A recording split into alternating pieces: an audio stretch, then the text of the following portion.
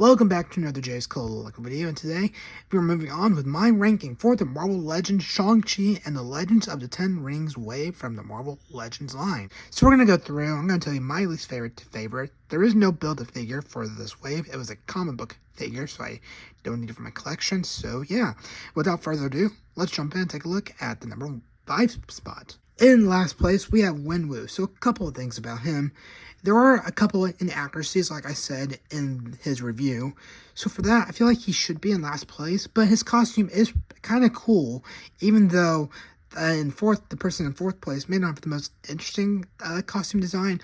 I don't know, his is just a bit more cooler, but it does have those inaccuracies. If anything, I do wish he had a better head sculpt, or maybe it was a bit older compared to this younger one. We do see him in a flashback where he's young, but majority of the time he's a bit older. So I don't know, this one was weird, and I even said that when I reviewed him, like, I'm not quite sure where he's going to go in the ranking, but I put him in last place. But once you see who's in fourth place, you'll all let me know if you think he should be in fourth place or if he deserves to be in fifth place. I don't know, I feel like it's very rare, I feel like, where I struggle to find a place to put one of these figures and everything. So this was an interesting one. Anyway, that's a look at fifth place. Let's move on to fourth place. In fourth place, we have Xialing. So overall, her costume is pretty accurate to the film. Of course, there's a little design on top of her shirt that isn't, where in the movie and on the box art, it had the correct design, where this one doesn't. But her costume isn't really too interesting in my opinion, but at the same time, I feel like she is a pretty good figure. So this is where I was saying, like, I don't know if Wenwu should be in fourth place or if he deserves that fifth place spot I gave. But yeah, overall, maybe not the most exciting one from the wave, but I feel like this still is a very good Marvel Legends figure. Anyway, that's where she lands in fourth place. Now let's move on to third place. In third place, we have Death Dealer. Now, we have a young Rog situation. So what do I mean by that? Well, in the Captain Marvel ranking, I believe young Rog made it to first place. And the reason I say that is because he just impressed me a lot more than I thought he would. And I thought he had the most interesting design out of the characters in that wave, and that's kind of similar thing here with Death Dealer. Now, although Death Dealer did not make it to first place, he did make it to third place. And again, although I wish Razor Fist, which I'll talk about at the end of the video, I wish he was in here or maybe replaced Death Dealer, I'm actually still impressed with how he turned out in the wave and everything. So that's why he's in third place. He has his two knives being thrown and his knife he's holding. I wish he had another knife that, you can choose to put in his hand or not, but that's what you get. And then you get two other hand accessories that came on him. Those are the extra ones, if you want to say that.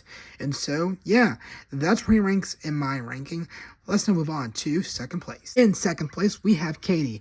Overall, this was a pretty good figure. She came with a lot of accessories, hand accessories, and then the accessories for her weapons, the bow, the arrow, the extra arrows to go in the satchel or the quiver.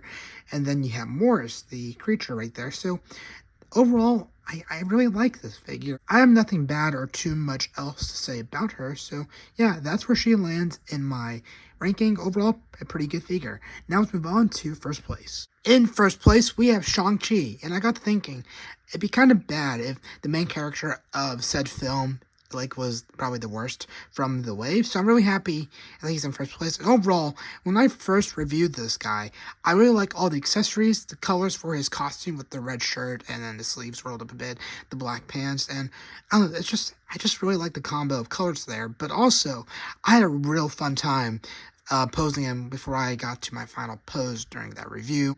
You can hold a bow staff like that and just give him some cool poses, and he did come with some other hand accessories if you want him to be doing some martial arts moves. But overall, this was a fun figure. Really happy with how it turned out, and he definitely deserves the number 1 spot. Anyway, that's my ranking for this, I guess, Shang-Chi wave. Let's move out and take a look at my final thoughts in the outro. Oh, there you go. That is my ranking for the Marvel Legends and the Shang-Chi and the Legends of the Ten Rings wave. So overall, it's a pretty decent movie wave, I believe. I wish Razor Fist was in here. You can see Razor Fist is not one of the characters here.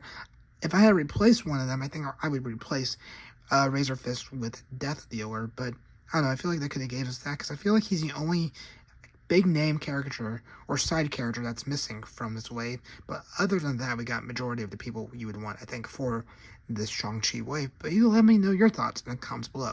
What did you think of this wave? Who would you have in first place and who would you have in last place? Do you agree with my ranking or do you not? Let me know in the comments below. So with that, keep an eye out for other videos coming to the channel here soon. I hope you all have a good rest of your day and take care.